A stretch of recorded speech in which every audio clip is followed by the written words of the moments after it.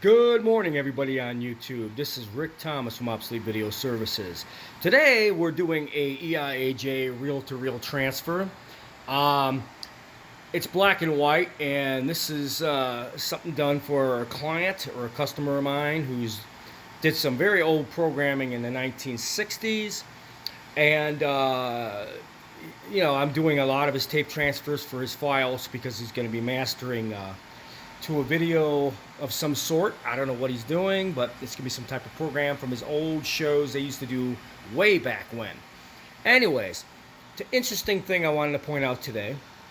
This is obviously my Panasonic NV3160, which is a color black and white unit.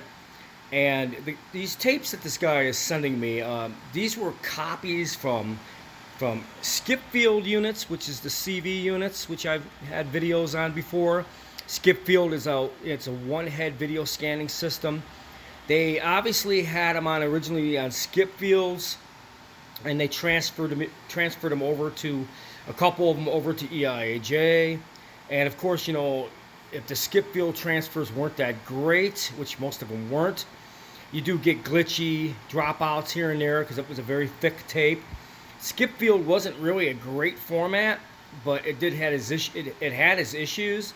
So this is a couple tapes of transfers from Skipfield tapes to EIJ. Not real great, but we're making it happen. The stability, tape had a lot of glitches from what they were transferring from. So Time Base could only stabilize it and clean it up so well. If you have EIAJ tapes and they were transfers from Skipfield to EIAJ transfers. Skipfield was a very unstable format, and like I said, EIAJ was a much better, smoother tape transfer format, but that came much later than 67. But anyways, I'm working on some tapes for this guy right now. They were EIAJ from Skipfield.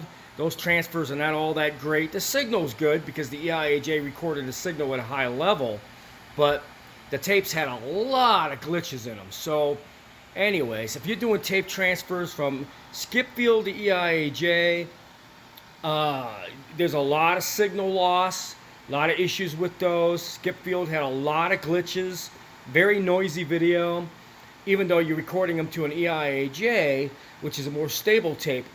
If the tape of the original tape was very unstable, you are going to get a very unstable recording to the EIAJ. Just want to point that out. A lot of people think it might be better if you have a Skipfield tape and the EIAJ tape to record the EIAJ because of the quality. That's not necessarily true. If the EIAJ wasn't recorded great from the Skipfield tape to start with, or if the Skipfield tape was bad, the EIAJ recording is only going to be so well.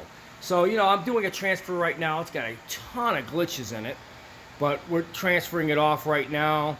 This was done from a Skipfield from 1967 and transferred to an EIAJ. Sadly, the Skipfield machine that they recorded it on wasn't very good quality, so it picked up all the glitches, which went to the EIAJ. Now I'm just recording it to a file the way the EIAJ recorded it. So I hope you guys find this fascinating if you're into videotapes and transfers and want to know how all this works. The recording is always good if you have the original, but if the original recording was bad, like on a Skipfield, the EIAJ transfer is going to look just as bad. So I hope you guys enjoyed this video.